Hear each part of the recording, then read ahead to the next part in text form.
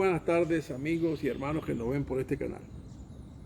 Para nosotros vuelve a ser un placer, un privilegio y un honor poder anunciar la verdad de Dios. Hay cosas que uno encuentra en la vida, en la Biblia, en la vida del hombre, que a veces uno no entiende. Y lo que voy a tratar de exponerles hoy es un episodio o varios episodios que nos confrontan con esa realidad. ¿Cuál realidad? Los misterios de la salvación.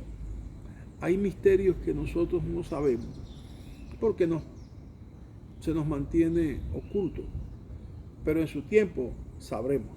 Cuando llegue aquel día lo sabremos todo. Lo que hay que esperar con paciencia. ¿Y a qué me quiero referir específicamente? Bueno, al hecho de que hay personas que cuando veían a Jesús y oían sus palabras, les molestaba, les ofendía y hasta buscaban agredirlo porque su palabra no encontraba cabida en el corazón de ellos. Pero hay otros que solamente al anuncio de sígueme, ellos dejaban todo lo que estaban haciendo por seguirle. Entonces, ¿por qué en unos causa esto y por qué en otros no? ¿Por qué en unos causa repudio y en otros aceptación? ¿Dónde está el misterio ahí? Quizás el misterio está, bueno, en el conocimiento de Dios, en la omnisciencia de Dios, que nosotros no sabemos todavía, ¿me entiendes? En la predestinación del hombre. Quiero entrar en materia y confrontarlos con un caso que Jesús se reunió en el capítulo 8. Juan relata ese episodio cuando Jesús tuvo una reunión en la sinagoga con aquellos que decían haber creído. Al principio de ese pasaje del capítulo 8, Él les dice a los que decían haber creído en Él, dice, si vosotros permanecéis en mis palabras, seréis verdaderamente mis discípulos y conoceréis la verdad y la verdad os hará libre. Ya con eso empezó la fisura, el autoproclamarse que él es el autor de la libertad del hombre. Y ellos reclaman y dicen, no hemos sido esclavos de nadie, aunque sabían perfectamente que habían sido esclavos de muchos imperios, el imperio asirio, el imperio babilónico, el imperio medo-persa, el imperio griego, el imperio romano, 5 imperios.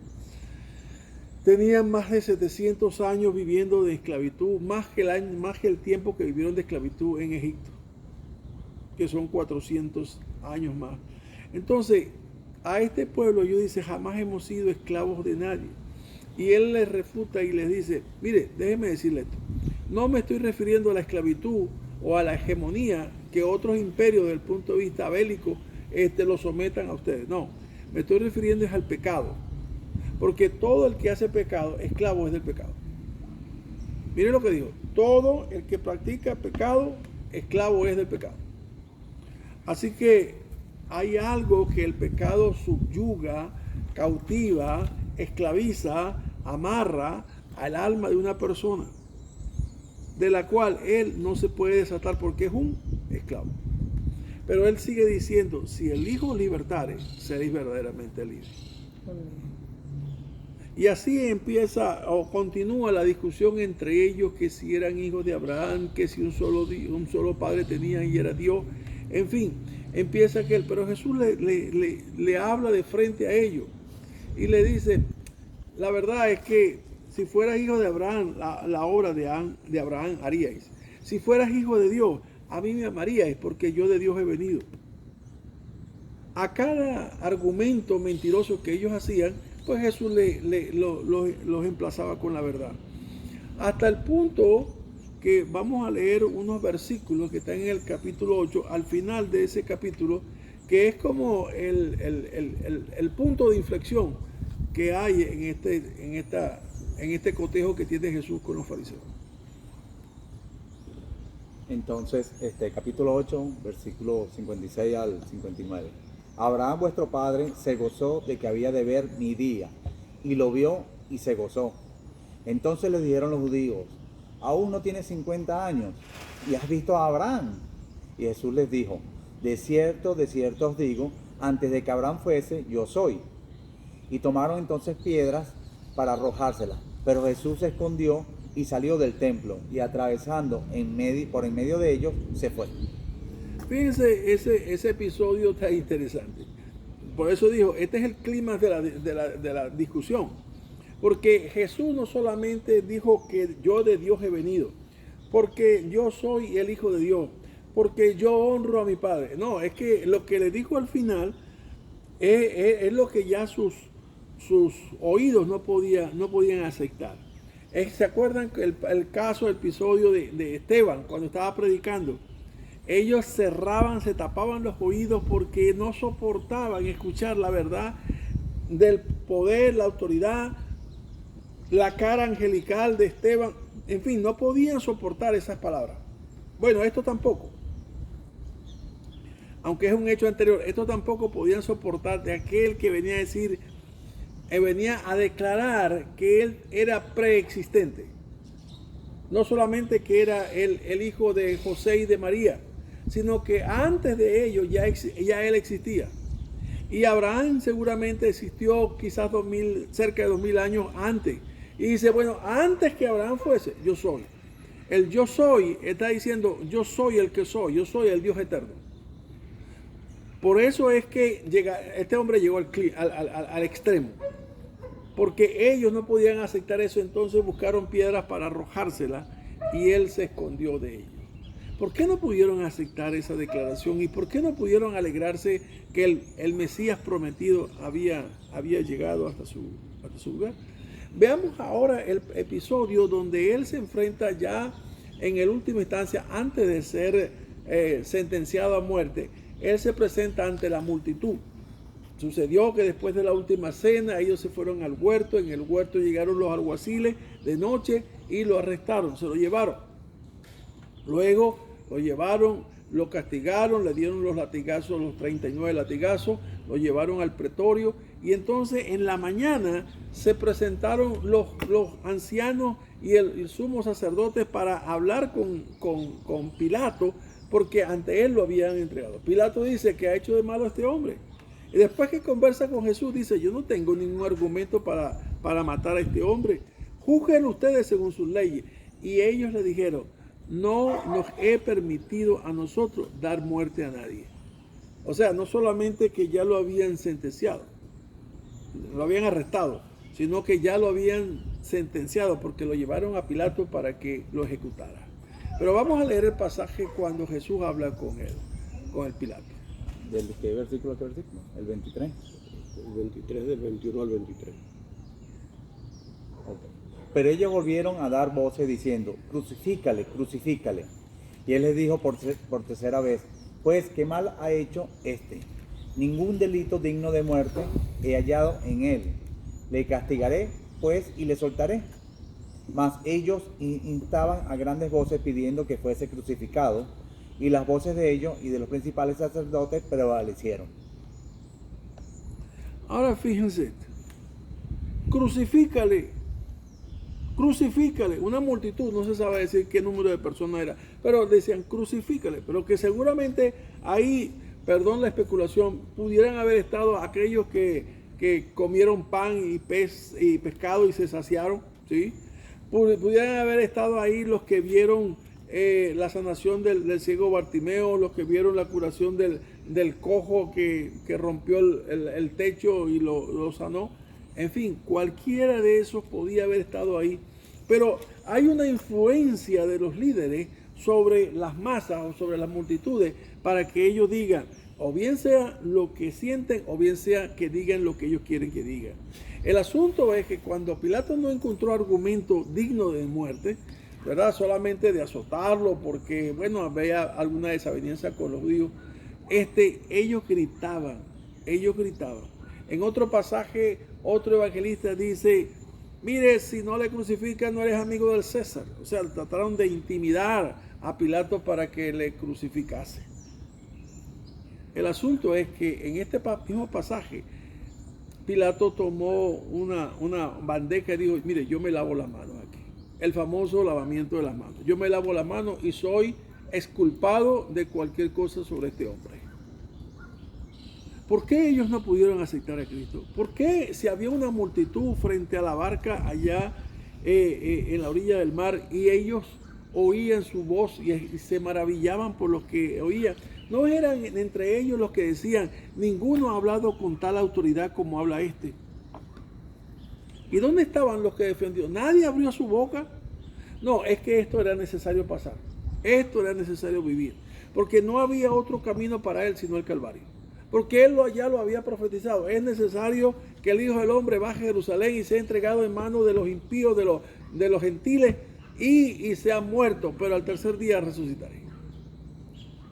Caso diferente a este que estoy mencionando. Yo mencioné solamente dos, pero usted puede verlo por YouTube, el mensaje del domingo pasado, y hay más casos que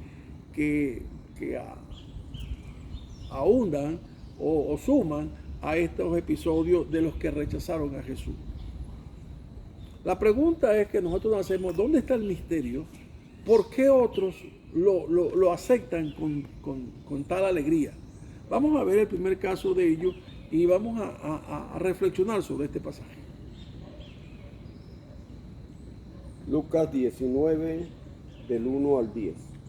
Habiendo entrado Jesús en Jericó, iba pasando por la ciudad, y sucedió que un varón llamado Zaqueo, que era jefe de publicanos y ricos, procuraba ver quién era Jesús, pero no podía a causa de la multitud, pues era pequeño de estatura. Y corriendo delante subió a un árbol sicómoro para verle, porque había de pasar por allí. Cuando Jesús llegó a aquel lugar, mirando hacia arriba, le vio y le dijo: Zaqueo, date prisa, desciende, porque hoy es necesario que pose yo en tu casa. Entonces él descendió a prisa y le recibió gozoso. Al ver esto, todos murmuraban diciendo que había entrado a posar con un hombre pecador. Entonces Zaqueo, puesto en pie, dijo al Señor: He aquí, Señor, la mitad de mis bienes doy a los pobres, y si en algo he defraudado a alguno, se lo devuelvo cuadruplicado. Jesús le dijo: Hoy ha venido la salvación a esta casa, por cuanto él también es hijo de Abraham, porque el Hijo del Hombre vino a buscar y a salvar lo que se había perdido. Este caso de Jesús era que Jesús era la noticia del momento.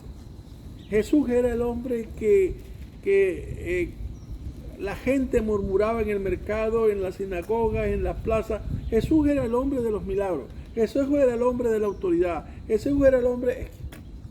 ¿Sabe? No está en los espacios seleccionados, pero buscamos cuando Jesús llama, por ejemplo, a Pedro y a Andrés, que estaban lanzando las redes para pescar. Y cuando él les dice, sígueme, dice el pasaje, y al instante dejaron las redes. No recogieron las redes, sino las dejaron al instante y le siguieron. Igualmente cuando se encuentra con Jacobo y su hermano Juan, que estaban remendando las redes de su papá, de su padre Zebedeo. Y dice que al instante dejaron eso.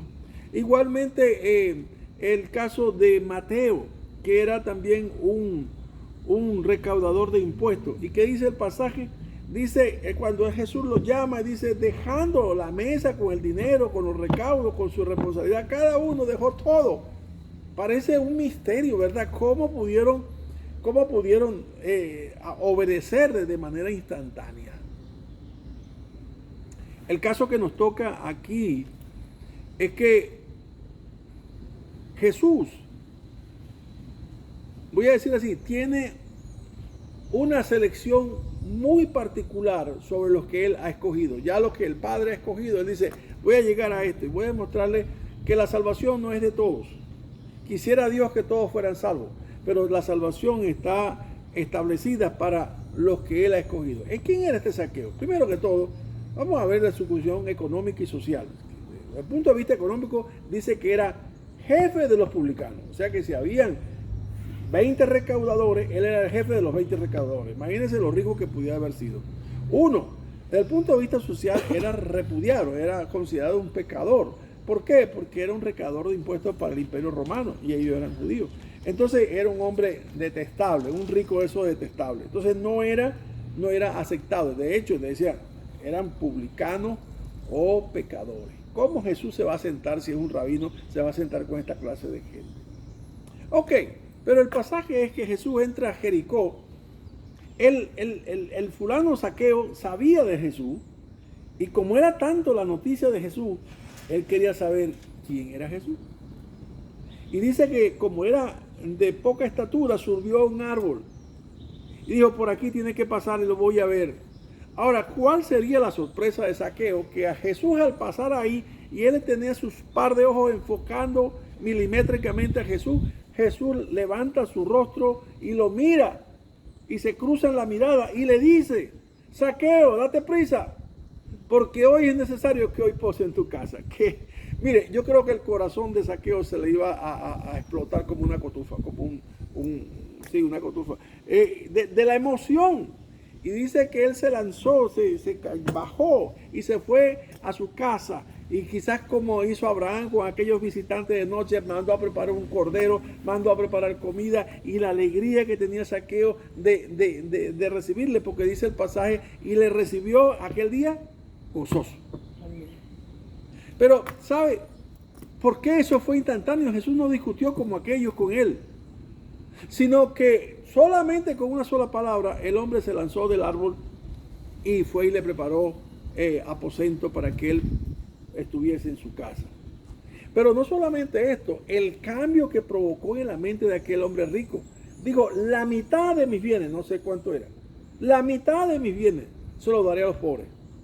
Y de la mitad que me queda, si alguno es defraudado, la ley decía, si alguno hubiese tomado de más, deberá devolverlo cuadruplicado. O sea que si a alguno le quité 100 dracmas, le voy a dar 400.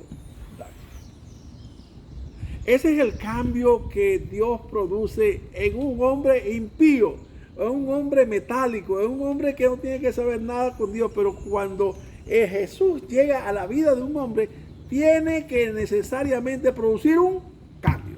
Amén. El cambio del gozo de saber que ha llegado la salvación a mi casa.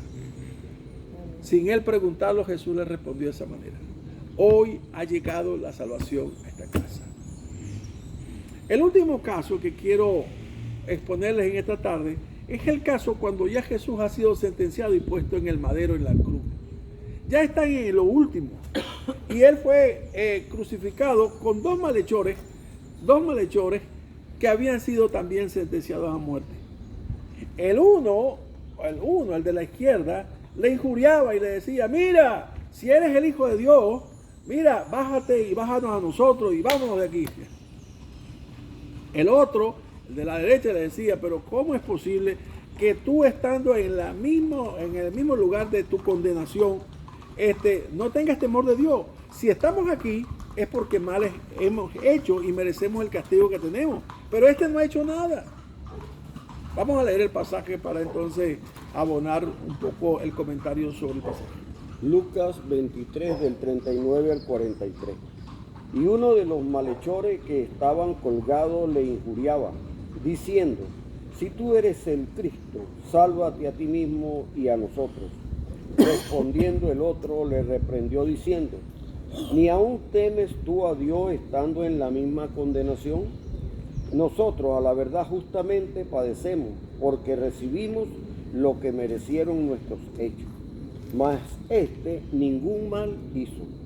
Y dijo a Jesús, acuérdate de mí cuando vengas en tu reino. Entonces Jesús le dijo, de cierto te digo, que hoy estarás conmigo en el paraíso. Yo cuando leo este pasaje me conmuevo todo, porque lo que jamás la mamá o la esposa de este malandro jamás hubiese pensado es que en lugar del infierno Dios le había preparado un lugar en el paraíso. Jamás se hubiese imaginado. Nadie. Pero cuando Dios tiene escogido a alguien, aún en el umbral de la muerte, ahí lo llama. ¿Cómo es posible que este hombre, habiendo hecho todo lo que hizo, iba ahora a decirle, Señor, acuérdate de mí cuando vengas en tu reino? Reconozco que eres el Señor, reconozco que tú tienes un reino. ¿Qué sabía él de eso? No hay ningún escrito que nos diga. El ladrón sabía de lo que, porque cuando Pilato estaba interrogando a Jesús, los dos ladrones estaban, ahí no dicen nada de eso. Pero hay algo que cautiva en este misterio, el misterio de la escogencia. Dice el Señor en su palabra, allá en Romanos capítulo 9, tendré misericordia de quien yo tenga misericordia, y me compadeceré de quien yo me compadezca. Así que no depende del que quiere ni del que corre, sino de quien Dios tiene misericordia. Este hombre alcanzó misericordia ya horas antes de morir. Se dan cuenta que hay dos equipos o dos bandas: los que rechazan a Jesús y los que siguen a Jesús. Los que lo injurian y le dicen tiene demonio o es hereje, o los que le dicen tú eres el Cristo, el Hijo del Dios viviente. Aquellos que lo condenan a muerte y aquellos que dicen acuérdate de mí cuando vengas en tu reino. La pregunta es que usted tiene que tomar posición o de uno en un equipo o en el otro.